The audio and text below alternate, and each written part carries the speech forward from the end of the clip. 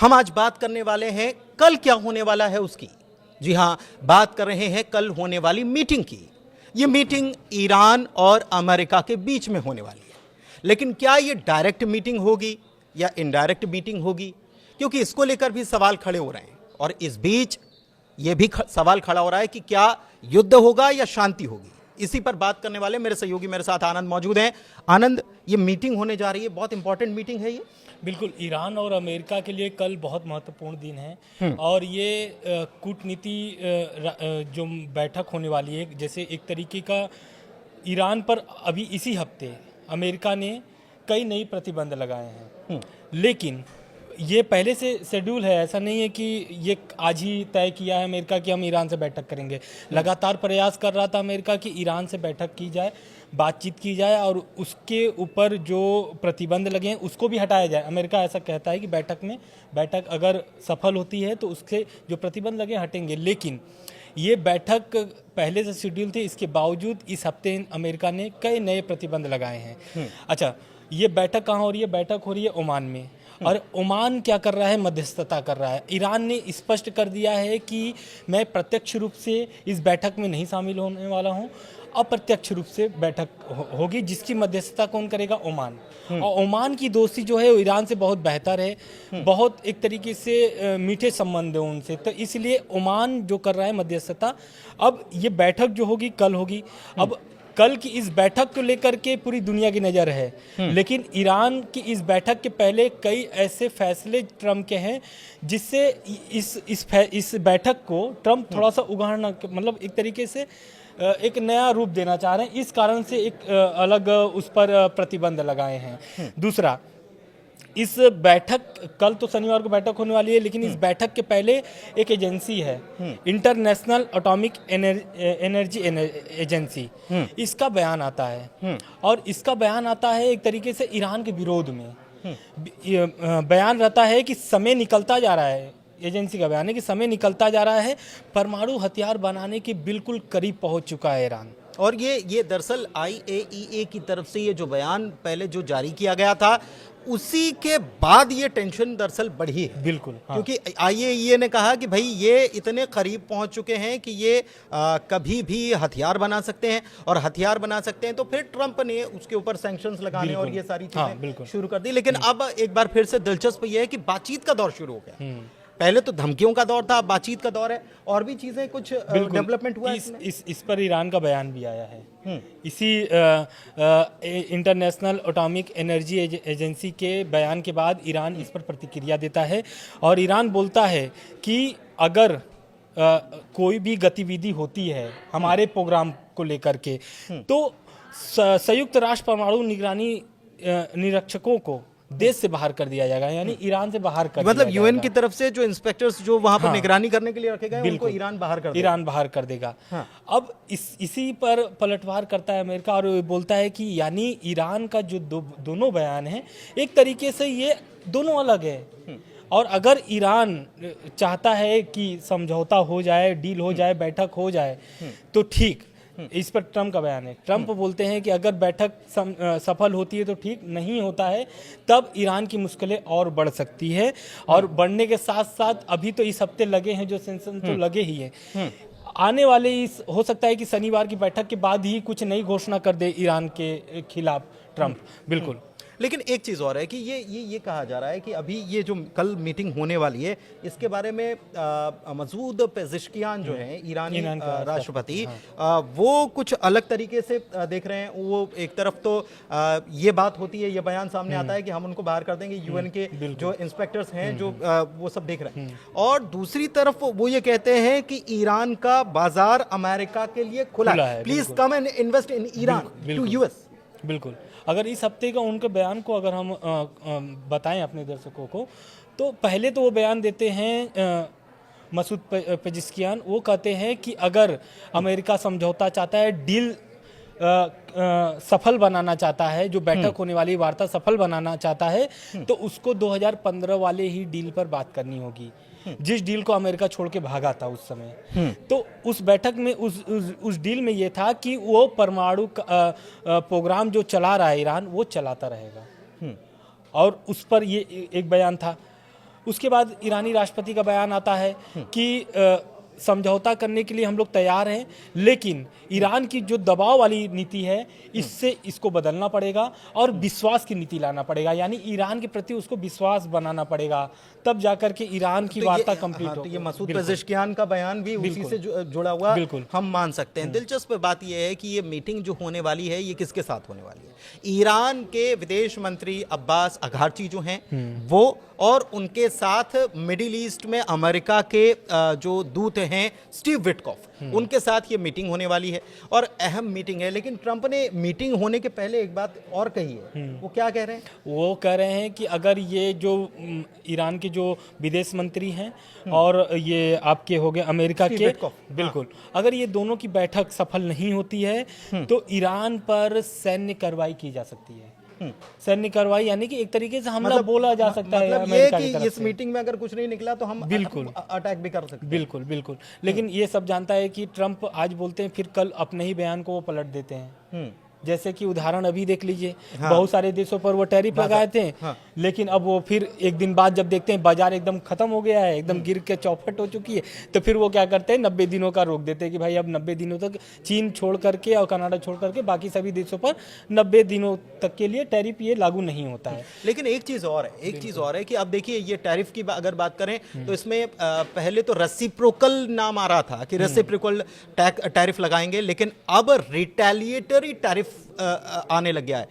एक चीज और कि ट्रंप अगर चाइना के ऊपर टैरिफ लागू करते हैं, जिस दिन उन्होंने साइन किया था और सारे देशों को 2 अप्रैल का, चाइना के ऊपर वो एक टैरिफ लगाते हैं 50% के ऊपर का, ठीक है, उसके बाद बढ़ते 104 से 125 145, ये क्या चल रहा है? ये बड़ी अजीब है। और ये ऐसा लग रहा है कि ट्रंप, वही बात जो आप कह रहे थे कि ट्रंप अपने फैसलों को लेने के साथ साथ बदलने के लिए भी उतने ही चर्चित होते जा रहे हैं। बिल्कुल बिल्कुल, डील वैसे ही जैसे ये 2015 में डील हुई थी और वापस वो डील करवाना चाहते हैं जो उन्होंने कैंसिल की थी 2018 में। बिल्कुल बिल्कुल, लेकिन एक बयान है अमेरिका के ही हैं, वो हैं विदेश मंत्री मार्को रूबियो, उनका बयान आता है और इस वार्ता को लेकर के, ईरान और अमेरिका की जो वार्ता होने वाली है ओमान में कल, इस पर वो बहुत एक तरीके से विश्वास, जैसा ईरान बोलता है कि पहले विश्वास बनाना होगा, तो उनके बयान में वो झलकता है।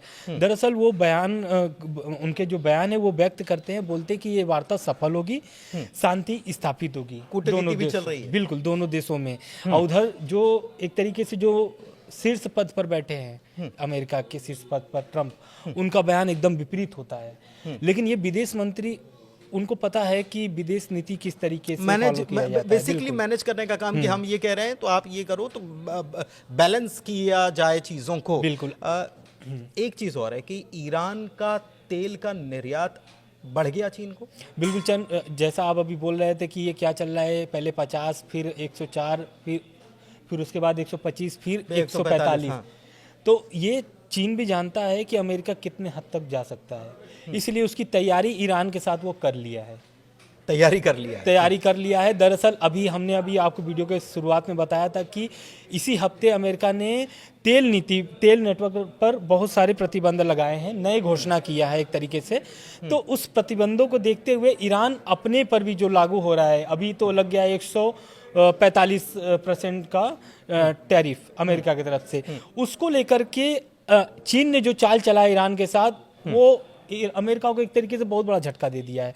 दरअसल वो किया क्या है, चीन ने जो पेट्रोल लेता है ईरान से, वो करीब 90% लेता है। ईरान से जो निकलता है तेल, उसका 90% चीन उसको अपने यहाँ ले लेता है। लेकिन उसकी जो भरपाई होती है, उसकी चीन की जो खपत है वो सिर्फ 16% हो पाती है।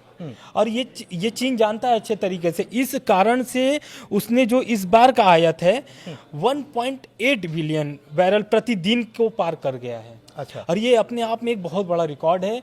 और चीन भी जानता है कि ईरान भी, ये दोनों ही एक तरीके से अमेरिका के दुश्मन बन चुके हैं, बने हुए भी हैं बहुत दिनों से। इधर वो वॉर करने की धमकी देते हैं, इधर ट्रेड वॉर चीन से चल रहा है। इसीलिए ये बात सामने आई कि मार्च में जो ऑयल इंपोर्ट है ईरान से वो सबसे हाईएस्ट लेवल पे पहुंच बिल्कुल गया। वो रिकॉर्ड दर पर है ये। लेकिन एक बात ये है कि अगले महीने नहीं जाएगा, ये भी कहा जा रहा है, क्योंकि डिमांड नहीं है। डिमांड नहीं है, और प्लस हो सकता है बहुत सारे प्रतिबंध आने वाले समय में ईरान पर लग जाए, या अगर सफल नहीं हो, हट भी जाए। बिल्कुल, अगर हट जाता है तो इसमें कहीं ना कहीं चीन पर दबाव बढ़ जाएगा, क्योंकि अगर अमेरिका हटाता है तो जाहिर सी बात पे उस पर भी दबाव बनाएगा फिर कि भाई चीन से इतने संबंध आपको नहीं रखने पड़ेंगे। अमेरिका करता है लगातार। हाँ बिल्कुल, लेकिन अमेरिका करता है, लेकिन इसके बावजूद ईरान और चीन के संबंध जो हैं, इसको लेकर हम एक वीडियो में चर्चा भी कर चुके हैं कि बहुत प्रगाढ़ संबंध हैं, व्यापारिक संबंध हैं। ऐसे तो संबंध अमेरिका और ईरान के भी बहुत प्रगाढ़ हुआ करते थे, लेकिन वो बीते कल की बात हो गई। अब तो आज वर्तमान की हमको बात करनी होगी। एक चीज़ और है, अमेरिका में मौजूद अंतर्राष्ट्रीय सुरक्षा एजेंसी है ISIS, वो उसकी तरफ से भी एक नया एक वर्ड इस्तेमाल किया गया, और वो बड़ा दिलचस्प, black swan effect, I think event. हाँ, इवेंट, ब्लैक स्वान इवेंट। ये ब्लैक स्वान इवेंट के बारे में क्यों चर्चा होने लग गई? दरअसल क्या हुआ है कि परमाणु खतरे का जो स्तर है वो 180 था। 180 मतलब एक उनका पैमाना है। उसमें 157 अंक के स्तर पर ईरान ने अपनी पकड़ बना ली है, जगह बना ली है। और यही अगर हम पिछले साल देखें तो इसका वो जो 151 का नंबर ऑफ, अगर ईरान का देखा जाए तो वो 151 पे था, लेकिन मतलब 6 पॉइंट बढ़ गया। 6 पॉइंट बढ़ गए, यानी एक तरीके से ये परमाणु खतरे बढ़ गए हैं। और बयान भी आया था अभी इंटरनेशनल एटॉमिक एनर्जी एजेंसी का कि वो 6 परमाणु बम बना सकता है, क्योंकि उसके पास इतने भारी मात्रा में यूरेनियम जमा हो गया है कि वो 6 परमाणु बम बना सकता है। उसके आधार पर ये आंकड़ा ISIS की तरफ से ये आंकड़ा जारी किया गया है, जिसमें उसकी जो संख्या है वो बढ़ करके अब हो गई है 157। एक चीज़ और, ये ब्लैक स्वान की जो बात हो रही है, ये हम आपको बता दें कि है क्या दरअसल ये। और ये ब्लैक स्वान इफेक्ट जो है, आपने कभी स्वान मतलब हंस को कभी आपने देखा है कि काला हंस होता है क्या? नहीं होता है। बस यही स्थिति है कि ऐसा हो जाए जो किसी ने सोचा ना हो, जिसके बारे में किसी ने कल्पना ना की हो। बाजार के लिए भी इस टर्म का इस्तेमाल किया जाता है, इसीलिए ये टर्म इस्तेमाल यहाँ पर हो रही है। एक और डेवलपमेंट हुआ है सीरिया में। बिल्कुल, देखिए सीरिया में अभी हम कल ही वीडियो बनाए थे, तो जिसमें हम बताए हैं कि सीरिया में ईरान कमज़ोर हो रहा है, लेकिन जो आज की खबर है ना, उससे बहुत ताकतवर दिखने लगा है ईरान। क्योंकि जैसा कि हमने बताया था कि सीरिया में ईरान की पकड़ कम हो गई है, और वहाँ पर ईरान और इजराइल, तुर्की, ये लोगों का पकड़ अधिक हो गया। इजराइल और तुर्की की पकड़ अधिक हो गई। दरअसल हाँ बिल्कुल, असल में जब बशर और असद की सरकार थी तब तक ईरान की पकड़ वहाँ पे मजबूत थी, लेकिन अब सरकार किसकी है? STS की, जुलानी की सरकार आ गई है। जुलानी की सरकार कर रही है ईरान से बातचीत। खबरें तो ऐसे भी आ रही है कि जुलानी अमेरिका भी जा सकते हैं, अमेरिका के दौरे पे भी जा सकते हैं।